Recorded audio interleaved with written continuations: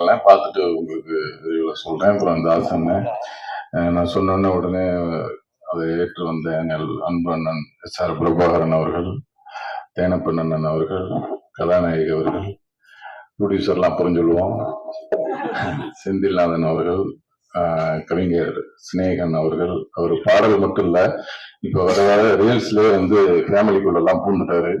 எங்க வீட்டுல என் ஒய்ஃபு பையன் எல்லாம் அவங்க ரீல்ஸ் தான் பார்த்துக்கிட்டே இருக்கிறாங்க. அந்த அளவுக்கு வந்து ஃபேமிலியோட ரொம்ப நெருக்கமா இருக்கு. அவங்க போற ரீல்ஸும் ஒண்ணு ஒரு கைக்குவமாவும் ஒரு நல்ல கண்டென்ட்டாவே தேர்ந்தெடுத்து போடுறாங்க. சூப்பர், வாழ்த்துக்கு. அடுத்து மாமா ரோபோ சங்கர் மாமா அவர்கள் கூப்பிடறதுனாலும் வந்துடுறாரு, ஏன்னா இது அவர் வீட்டு ஃபங்க்ஷன், அதனால மாமா அவர்களுக்கு வாழ்த்துக்கள். அப்புறம் வந்து நம்ம கோவில் பங்காளி, இந்த நேரத்துல வந்து நம்ம தாம் பங்காளி, கோவில் பங்காளி, அவங்க வந்து இந்த படத்துல நான் நடிக்கிறதுக்கு அவங்க வந்து ஒரு முக்கியமான காரணம். ஏன்னா இந்த படத்துல வந்து முதல்ல பிள்ளையார் சொல்லி போட்டதே அவங்க வீட்டுலதான். சுந்தர் பங்காளி வந்து இது மாதிரி உடனே வாங்க ஒரு சும்மா பேசுவோம் அப்படின்னு சொல்லி கூப்பிட்டாங்க. அங்க போனா அவங்க 3 பேர் இருந்தாங்க. என்ன பேசுவாங்க, நீங்க ஏதோ பர்த்டே பார்ட்டி இப்படி ஏதாவது பேசி ஃப்ரீயா இருக்கீங்களான்னு கேட்பாங்கன்ட்டு பார்த்தா இது ஒரு படம் எடுக்கலான் இருக்கான். என்ன கருணாசனை நடிக்கிறாரு, கொஞ்சம் கதையை கேட்குறீங்க, அட என்ன உடனே கேட்போம் அப்படின்னு உடனே டைரக்டருக்கு ஃபோன் பண்ணி கூப்பிட்டாங்க. அடுத்த நாளே அந்த கதையை கேட்டோம். அதனால அந்த படம் வந்து உருவானதே தாம் பங்காளி வீட்டுலதான். அதுக்கப்புறம் வந்து டைரக்டர் வந்தாரு, கதை சொன்னாரு, ரொம்ப பிடிச்சி போச்சு. அப்புறம் தான் வந்து ப்ரொடியூசரே நான் மீட் பண்ணோம். எல்லாரும் சொன்ன மாதிரி ப்ரொடியூசர் சிவா கலாரி அவர்கள் வந்து அண்ணன் சொன்ன மாதிரி உண்மையிலே ஒரு வெளுத்த தாய்ப்பால் தான். ஏன்னா ரொம்ப ஒரு வாக்கு கொடுத்தா அதை காப்பாற்றணும் அப்படின்னு நினைக்கிறதுல ரொம்ப மெனக்கிடுவாரு.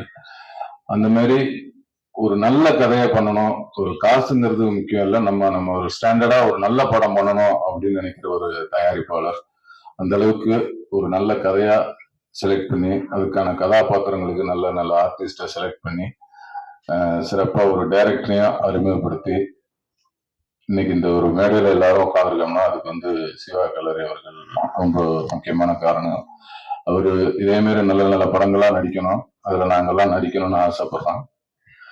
அப்புறம் இந்த படத்தோட இயக்குனர் மைக்கேல் அவர்கள், ஏன்னா நான் நிறைய வந்து புதுமுக இயக்குநர்களோட வேலை பார்த்துருக்கேன். நான் வேலை பார்த்த புதுமுக இயக்குனர் எல்லாமே இன்னைக்கு கொஞ்சம் ஒரு பெரிய டைரக்டரா இருக்கிறாங்க. அந்த வகையில இவரும் ஒரு பெரிய டைரக்டரா வருவாரு. ஏன்னா எல்லாருமே நான் ஒரு பசங்களா இருக்கட்டும், கலவாணியா இருக்கட்டும், நிறைய படங்கள்ல வந்து எல்லாமே அவங்களோட வாழ்க்கையில இருந்து சில விஷயங்களை, அவங்க அனுபவப்பட்ட விஷயங்களை வந்து இந்த படத்துல வந்து அந்த ஹீரோ மேல சொல்லியிருப்பாங்க. அது மாதிரி இதுலயும் நம்ம மைக்கேல் பிரதர் வந்து அவர் வாழ்க்கையில நடந்த இந்த இன்சிடென்ட் வந்து இந்த ஹீரோ கதாபாத்திரத்து மேல அந்த ஃபேமிலி இன்சிடென்ட்லாம் நிறைய விஷயங்கள் அவர் லைஃப்ல நடந்ததை சொல்லியிருக்கிறாரு. அதனால அதுல கொஞ்சம் வந்து ஒரு உயிர் இருக்கும், ஜீவன் இருக்கும், நம்ம பார்க்கும்போதும் நமக்கு அந்த இது உணர முடியும். அதனால வந்து அவரு இனிமேல் வந்து ஒரு பெரிய நல்ல டைரக்டருங்கிற ஒரு இடத்துக்கு கண்டிப்பா வந்துருவாரு. நிறைய படங்கள் பண்ணணும். அம்மா, ஏன்னா அவங்க குடும்பம் வந்து ரொம்ப அருமையான ஒரு அழகான குடும்பம். அவங்க ஃபேமிலிலாம் ஷூட்டிங் ஸ்பாட்டுக்கு வருவாங்க, அம்மாவா இருக்கட்டும், அவங்க சிஸ்டர்ஸ், அப்புறம் அவங்க ஒய்ஃபு, பசங்க எல்லாமே வந்தாங்கன்னா ஒரு குடும்பம்னா ஒரு கூட்டா, ஒரு ஜாலியா, ஒரு வித்தியாசமான ஒரு குடும்பமா, ஒரு அன்பா நல்லா இருக்கு. அவங்க குடும்பத்தை பார்க்கறது ரொம்ப பிடிக்குது. நல்ல அருமையான குடும்பம். இந்த குடும்பம் ரொம்ப வந்து சந்தோஷமா இருக்கணும்னு இந்த நேரத்துல இறைவனை வேண்டிக்கிறேன். அப்புறம் இந்த படத்தோட இசையமைப்பாளர் ரகுநந்தன் அண்ணன் அவர்கள், இது 4வது படம் எங்களுக்கு. அவர் சொன்ன மாதிரி இந்த 4 படமே 4 டிஃப்ரெண்டா இருக்கும். பாடல்களும் ரொம்ப அருமையா அவரு மெலோடிகள் போட்டிருக்காங்க. இந்த படமும் ஒரு வெற்றி பட வரிசையில அவருக்கும் எனக்கும் அமையணும்னு நம்புறோம்.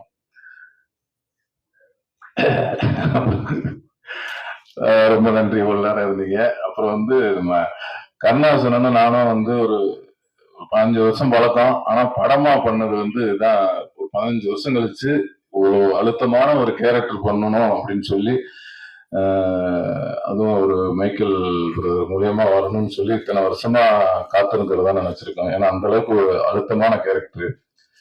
ரொம்ப அண்ணனும் ரொம்ப ரொம்ப எங்களுக்கு ஃபர்ஸ்ட் ஒரு நாள் 2 நாள் கொஞ்சம் அதை பிடிக்கிறதுக்கு ஒரு மாதிரி எனக்கு கொஞ்சம் இதா இருந்தது.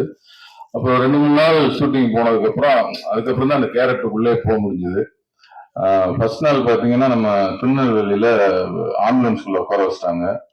முத எனக்கு தான் க்ளோஸ் வைக்கிறாரு. கருணாசன் வரல, ரெடி ஆயிட்டு இருக்கிறாரு. எனக்கு ஃபர்ஸ்ட் வந்து கேமரா வச்சுட்டாங்க. வச்சோன்னே ஓகே அங்கிட்டு பாருங்க பிரதர், அங்கிட்டு பாருங்க, இதான் இப்போ ஒரு அண்ணன் இதை பேசிட்டு இருக்காங்க அப்படியா அப்படின்ட்டு நான் வழக்கம் போல நம்ம நடிப்பை கொட்டணும்.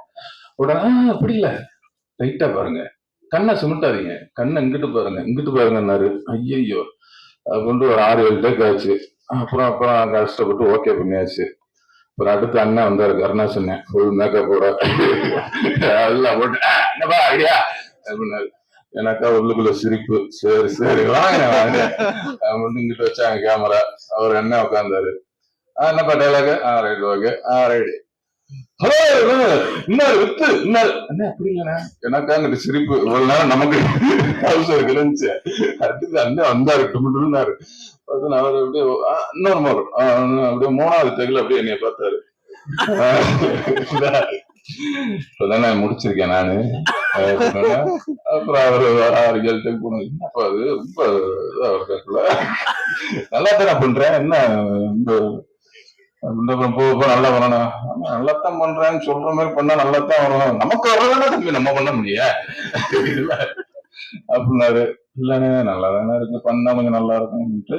அப்புறம் அவரும் 2 நாளைக்கு அப்புறம் இந்த 2 நாள் இந்த ஒரு மாதிரி கஷ்டம் இருந்தது. அதுக்கப்புறம் 3ஆம் நாள்ல இருந்து அந்த டைரக்டர் என்ன நினைப்பாருன்னு எனக்கும் புரிஞ்சிருச்சு, அண்ணனுக்கும் புரிஞ்சிருச்சு. ரெடின்ட்டு அதுக்கப்புறம் டக்குன்னு போயிருச்சு. அதெல்லாம் முடிஞ்சதுக்கு அப்புறம் டப்பிங் பேசுனாங்க. டப்பிங்ல கரெக்டா என்னை தான் ஃபர்ஸ்ட் கூப்பிட்டாங்க. அதே மாதிரி டப்பிங்ல நான் வேற முத சென்னை ஸ்லாங் பேசியிருக்கேன். அதுல போனோன்னா சென்னை ஸ்லாங், என்ன குந்திரியா சாப்பிட்டியா துண்டியா, இது ஜாலியா பேசிடலாம் அப்படின்ட்டு போனா துண்டியா இல்லைங்க, அது அந்த டூ போடக்கூடாது, டூ பிரதர். ஐயோ என்ன பண்ற, இன்னா இல்ல ஐயோ அதை கஷ்டப்பட்டு முடிச்சு டப்பிங் ஒரு 4 5 நாள், ஒரு வாரம் போச்சு, முடிச்சிட்டேன். அண்ணன் கரெக்டா அடுத்து அண்ணன் கருணாசன் நைட்டு போன, என்னப்பா தம்பி டப்பிங் எல்லாம் முடிச்சியா? முடிச்சிட்டேனே, உங்களுக்கு நாளைக்கே. எனக்கு உள்ளுக்குள்ள சிரிப்பு. என்ன தம்பி சிரிக்கிற? இல்லண்ணே ஒண்ணும் இல்ல, நாளைக்கானே, சரி போயிட்டு வாங்க. தம்பி நீ நினைக்கிற மாதிரி இல்ல, நான் ட்ராக் வைஸ் பேசி வைக்க சொல்லிட்டேன். போன அந்த பேசுறத பார்த்து பேசி விட்டுருவேன் அப்படின்ட்டு அண்ணன் ஒரு ஐடியா பண்ணி ஃபர்ஸ்ட் பேச வச்சுட்டு சொல்லிட்டாரு டைரக்டர். அதுக்கப்புறம் ஈஸியா போய் ஒரு அண்ணன் பேசி விட்டாரு. அதுதான் அந்த அனுபவங்கிறது. காக்கி அவரும் காக்கி போட்டிருக்காரு.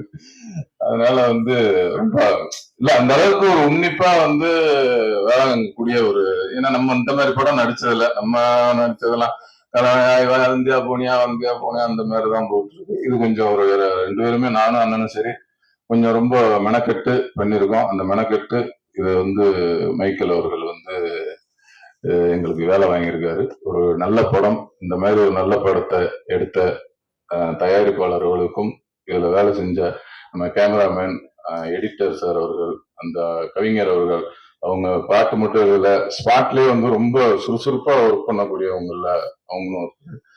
அதனால இந்த படத்துல வேலை செஞ்ச அனைத்து டெக்னீஷியர்கள், அனைத்து உதவி இயக்குநர்கள் எல்லாத்துக்கும் இந்த நேரத்தில் நன்றி சொல்லிக்கிறேன். அதே மாதிரி மேனேஜர் வெங்கட் கண்ணன் எல்லாருமே ரொம்ப சப்போர்ட்டிவா இருந்தாங்க. எல்லாருக்கும் இந்த நேரத்தில் நன்றி சொல்லிக்கிறேன். யாரையும் விட்டு பிறந்தா கூட மன்னிச்சுக்கோங்க. இந்த படத்தை நல்லபடியா மக்கள்கிட்ட கொண்டு போய் சேர்த்து நல்லபடியா எழுதணும், உங்க எல்லாத்தையும் வேண்டிக்கிறேன். நன்றி, வணக்கம்.